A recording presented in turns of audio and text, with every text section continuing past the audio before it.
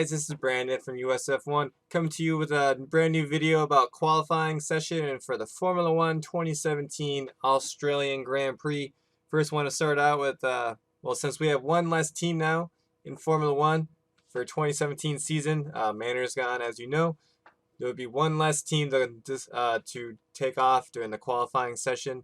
So therefore, at the end of qualifying 1, there would be 5 cars eliminated.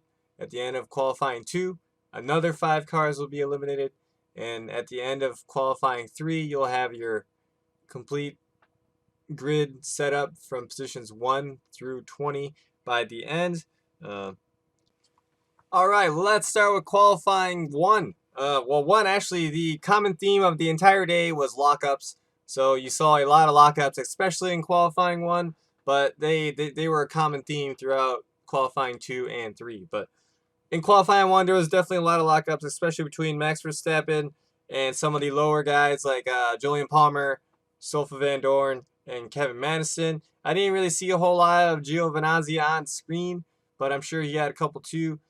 Usually those guys were pushing it, trying to get something going, and it just didn't happen. So the 5 guys that were eliminated were Julian Palmer, Lance Stroll, Stoffel Van Dorn, Kevin Magnussen, and Antonio Giovinazzi with Sauber. Unfortunately, Kevin Magnussen couldn't advance through to qualifying 2. He went off track at the end.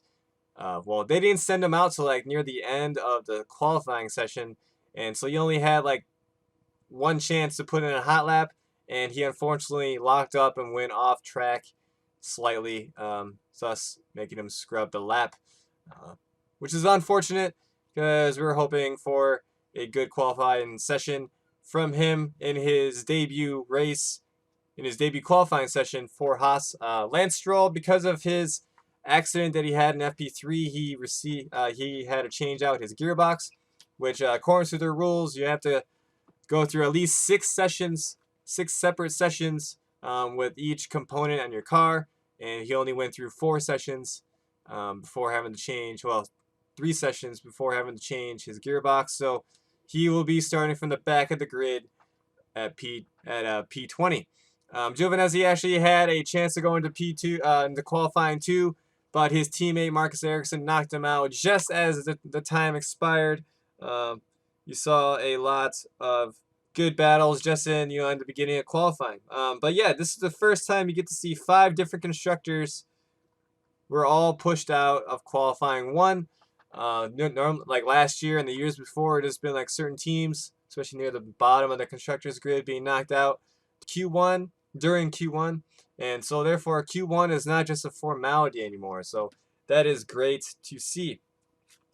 Now on the Q2, track temps continued to drop, and the air dropped as well. So you're going to be seeing a lot of quicker lap times for the following. A lot of quicker lap times for the session. Hamilton went out on, they all thought that Hamilton went out on a used set of Ultra Softs in qualifying 2, but it didn't happen. I don't know why they thought that, but it was sort of confused me in the beginning because we were all going out the premise that he had a used set of Ultra Softs, but he didn't. So Alonso had an incident in qualifying 2. He mounted the curb and he lost power, so he had to retire from the session.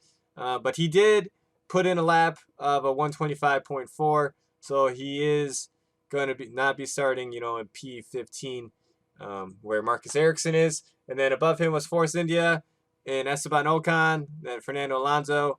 Then Nico Hulkenberg didn't get out of Q2. He'll be starting P12. Sergio Perez will be starting P11. And this is the first time in a while that the Force Indias, at least one of their cars, didn't advance into Q3. Perez, Hulkenberg, Fernando Alonso, Esteban Ocon, and Marcus Ericsson were all knocked out of Q2, all at the wire. That's the reason why I love this format of qualifications. All right, Q3. The temps continued to drop, and they also were having a chance of rain. They had slight rain, so they all got out of there early. So can Bottas get his first pole in Australia? I don't think so, because we already know that Lewis Hamilton got the pole position. Daniel Ricciardo spun at turn 14 into the wall at a high-speed corner. red flags were all, drawn out onto the track. They all had to go into the pits. Ruined Verstappen's qualifying lap because he was right behind him. Glad to see that Daniel Ricciardo is all fine. Hopefully they don't have to change a gearbox and start from the back of the grid just like Lance Stroll did. But I don't like. They all say no, they don't. So, but Daniel Ricciardo didn't put in a time in practice in qualifying 3, so therefore he'll be starting P10. Kimi said he messed up on turn 3, so that's the reason why he only came in P4. Grosjean had his T-wing on. As you can see, they got it fixed for the session and it was legal, so they were allowed to continue. And Roman Grosjean put the Haas car in P6 for the session. I'm sure if Ricciardo put in a lap, we probably would have been P7, but we'll take P6 out of technicality any day. Max Verstappen qualified P5, and then all at the very ends, Kimi, Raikkonen, Valtteri Bottas, Sebastian Vettel, and Lewis Hamilton all put in the quickest times of the session.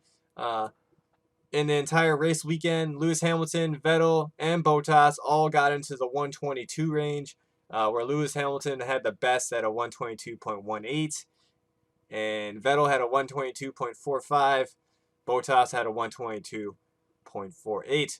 And then it was Raikkonen with a 123.03, and then it was Verstappen at a 123.4. So that was a very, very nail-biting session for the Australian Grand Prix. It was definitely, all these cars are a lot faster than they thought. They're also pulling a lot more G's in than they originally thought. They're pulling up to about like 8 G's compared to only about 4.5 to 6 G's from the 2016 cars. But with Sebastian Vettel being P2, it is the first time since Singapore 2015 that a Ferrari has been on the front row in a Formula 1 race. That is just insane. He's only 2/10 off, so anything can happen in the race. And I'm hoping for a very, competitive start to the race, considering that they have a new clutch system, so they'll be able to get off the line quicker. But with the new weight and the new so much power in the rear end, how many people have that start session down? I'm sure you're gonna have to avoid spinning the tires and lose a lot of time on your start. But yeah, guys, that's my qualifying roundup. Sorry, it was kind of all over the place. I'm sure we all are looking forward to the race this week. That's starting in just 5.5 hours once I'm making this video. So probably be ready in 4 hours or so. But yeah, guys, thanks for watching. Please subscribe if you're new. Slap that like button if you are as excited for the Australian Grand Prix as I am. That's the reason why I had to watch this late, because I have to watch qualifying to know what's going to go on in race. So anyway, guys, I'm Brandon from USF1, your source of Formula 1 news here in North America. Thanks for watching, and take care.